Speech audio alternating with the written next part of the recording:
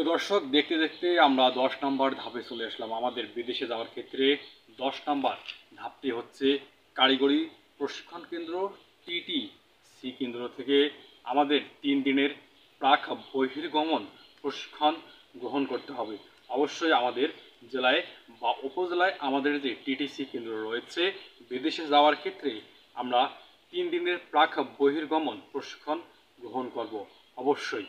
কারণ মানব পাচারের যারা শিকার হয় তারা দালাল চক্রের ফাঁদে পড়ে হয়।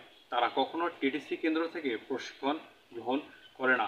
এমনকি যারা দালাল চক্রের ফাঁদে পড়ে তারা যখন TTC কেন্দ্রে যায়, সেখানে গিয়ে তারা সেই দেশের নাম তথা ভাষা সঠিকভাবে বলতে পারে না, কোন কাজের জন্য যাচ্ছে সেটাও তারা বলতে পারে না। তাই আমরা বৈধ উপায়ে যাব, আমরা ভাষা শিখব, সব কিছু সঠিক প্রক্রিয়া অবলম্বন করে যাব এবং 3 দিনের প্রাক বহির্গমন প্রশিক্ষণ আমরা গ্রহণ করব TTC কেন্দ্র থেকে তথা কারিগরি প্রশিক্ষণ কেন্দ্র থেকে আমরা গ্রহণ করব।